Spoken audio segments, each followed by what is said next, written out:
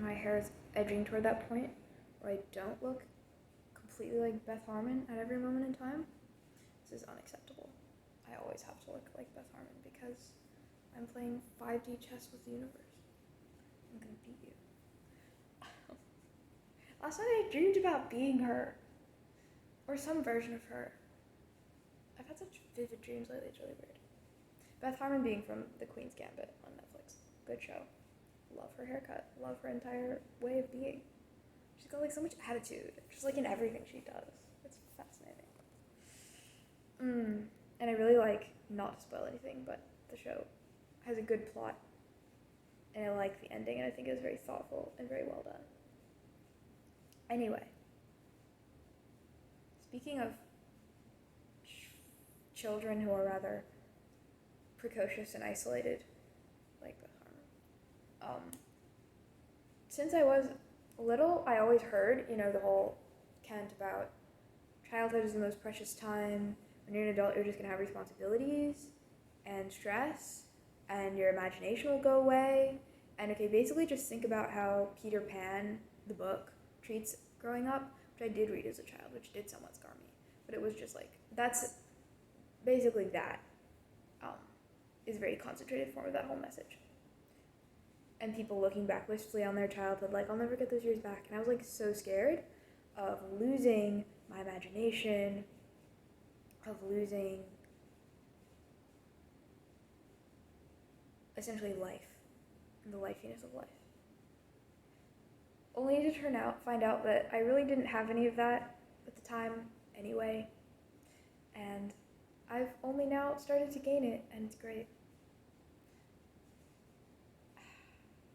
So I consider myself living proof that what we idolize or idealize in childhood is not at all about like being little or being a literal child.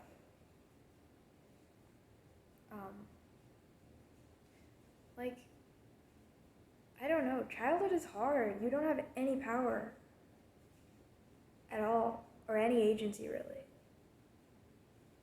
It's just not great all the time. But there are good things about it, and the good things about it I don't think have anything to do with like being a child. Again, you don't know anything as a child. I don't know. It's an atmosphere that is rather difficult to maintain, well, even as a child, certainly in a lot of cases, but to maintain into adulthood, but it's definitely possible. Again, I didn't have it until I was like 19, 20, and yeah, now, thankfully, I think I have a firm enough base that I'm not going to have to lose it and become disillusioned and then like regain it, whatever. We could just sort of skip that. I don't know. But it always makes me sad, that tone that I will sometimes hear. It was like, so like in J.M. Barrie and Peter Pan, and then also in like, okay, the author of Little Prince. I went to an exhibit on him in Paris, and really interesting guy. But he said he didn't feel he had like fully lived since his childhood, and had a good childhood, but like never really got past that. So sad. And then just in general, I guess the idealization of childhood, or the picking out of the beautiful elements in a proper childhood, and like saying, oh, well, it's basically it's basically like paradise in the whole narrative of The Fall. I mean, that's the same pattern of like innocence, joy, and imagination and vibrant life, and then the narrative being that you inevitably fall out of that. You get siphoned off into school, you get put into a job, and your life is just bills and responsibilities and taxes after that. And you don't have any life, you don't have any feelings anymore. And I don't know. I guess that is how it is for enough people, that this is a general narrative that we hear a lot. But it's not necessary. And it has not at all been my experience so far. Thank God. Because I was really scared of that. Again, very funny considering that I was such an old and wizened little thing as a child. really. Oh.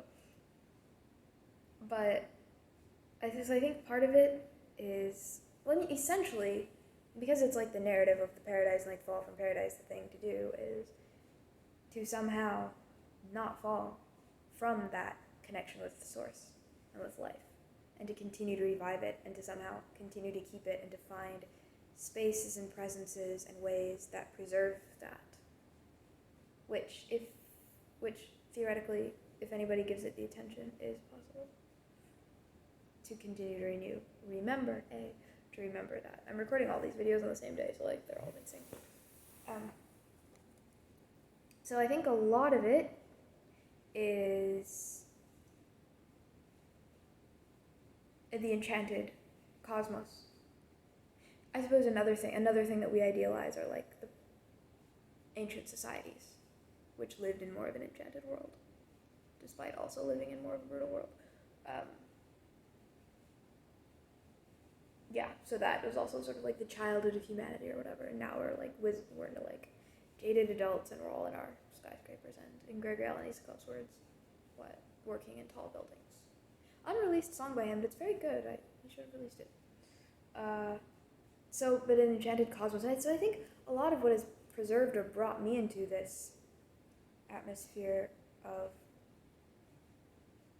childlikeness, okay, not that much, but more than I used to be, that allows me to do that at all.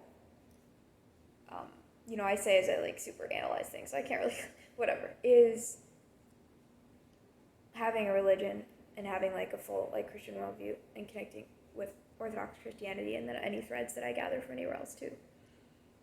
And having such a worldview really preserves and allows to foster imagination, and for imagination to continue in different forms, and I think in deeper and more real forms. Again, I used to play imaginary games as a child, and I was honestly always frustrated about it, and I was like, I need more imagination and I need to be more creative, but I would play imaginary games as a child, and I would write stories, and I would read, and I would think about things. The way that I interact with these things, and the way that I like imagine stuff now is way deeper, way more real, way more satisfying than the way that I used to. As well as just that, like, simple and childlike trusting joy in things, which I can sometimes do and just be like, yay, lizard, or something. I suppose another thread would be just like not to go and try to fit a mold and like not to be embarrassed, because I guess a lot of what fits people into like the jaded adult is trying to become the average person, which of course doesn't exist, and becoming and like being embarrassed to be oneself and to continue to be like a human being. Yeah, so I guess that's another part of it. But I'm not around people barely any, so I don't have to worry about that. So, one challenge, I guess, of adulthood, which, again, doesn't affect me too much right now, but it will, and somewhat does, is like integrating the responsibilities and right, and the job and like the bills and whatever. So it does require some attention to translate those things and like integrate them and see them in a more enchanted light. And also, I guess, in a real light instead of like as things that are imposed. Because I guess another thing that makes adulthood as in the, adulthood taken negatively as like being jaded and dead, is that so many things are imposed. But I mean, when you think about it, really childhood is like everything's imposed on you in childhood. You really have not a ton of agency.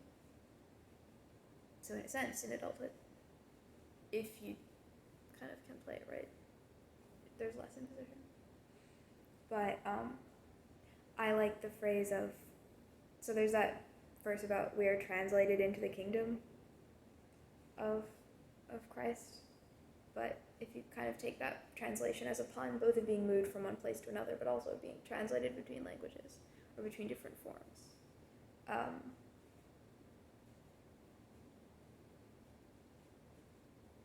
That's what we are doing if we are re-enchanting or enchanting, putting the world back in the sun. Re-enchanting the cosmos is taking things and translating them into and seeing like the life.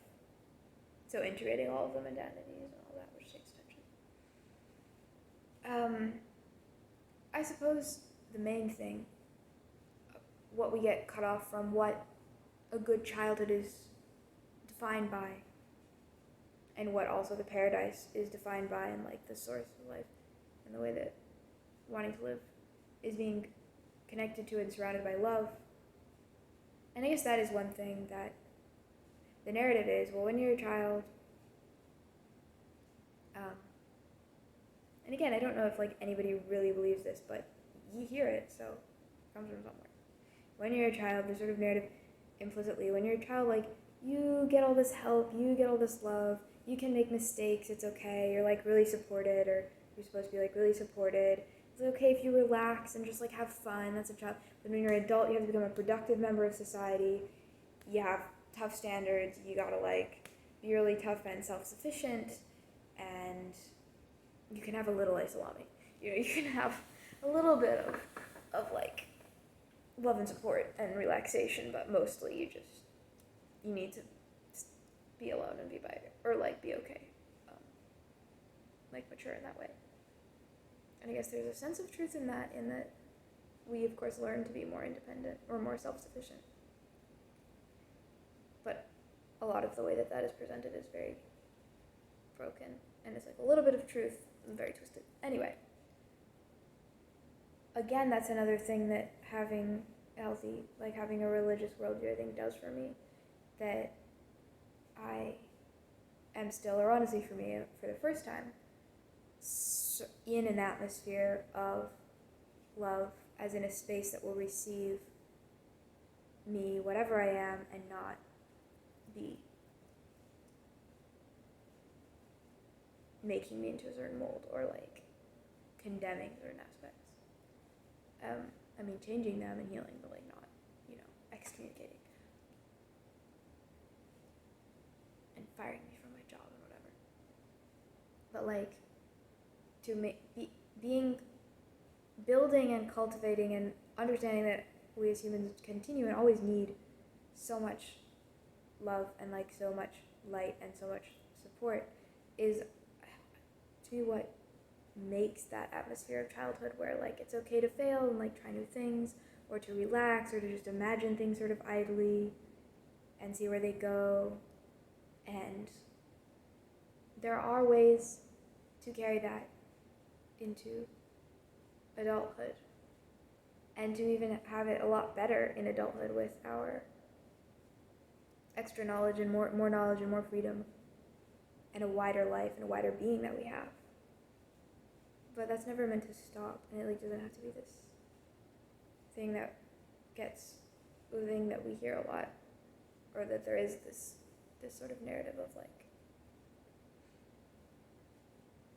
oh, I guess it's that Honeymoon Pilot song too, wish we could turn back time to the good old days. But now it's stressed out. It doesn't have to be that way. I don't know how to tie this up. But basically that. I am living proof that you can be a child in age and not have a real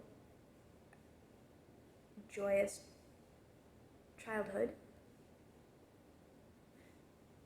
I don't know, I was happy, but it was more like nothing compared to the way that I'm happy now. And you can be an adult in age and remain in like a childlike joy.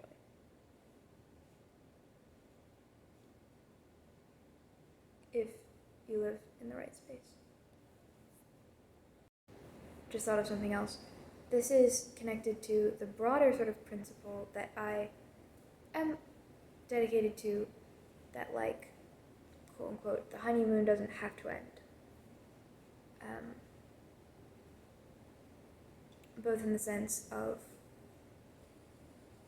like that some ideal period of being like naive and just beginning and everything new, whether that be in a relationship, whether that be in like spiritual life and spiritual development, because that's the original context of this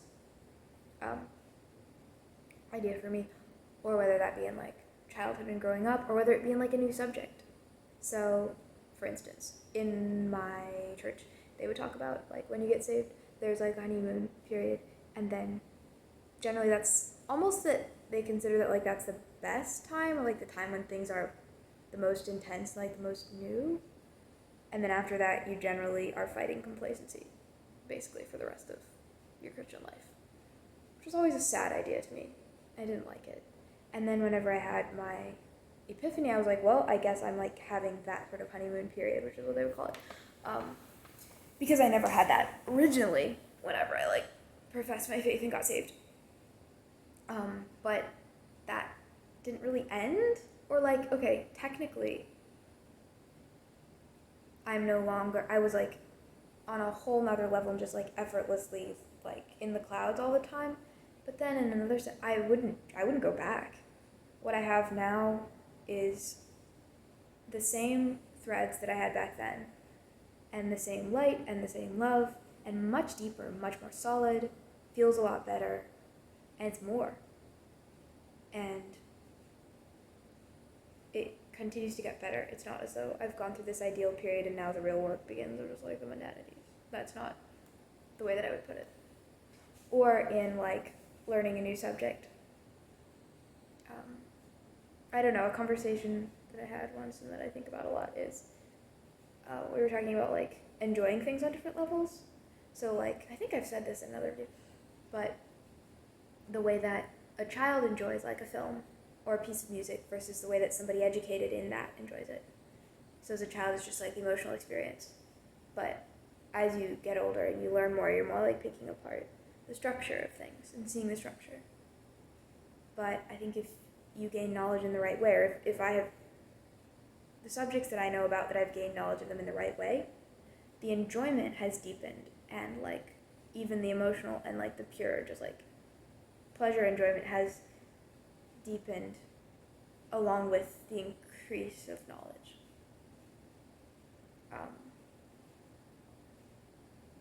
Familiarity doesn't necessarily breed contempt or boredom or whatever. Knowledge is love. Or there's like participatory knowledge, which is literally love, and that, again, if things like stay in balance or in harmony, that is something that deepens and gets better and better, and it doesn't go into this ideal beginning period to like hook you, and there's like after that, which is a depressing sort of story that I hear sometimes, and I don't like it. I don't think it's true.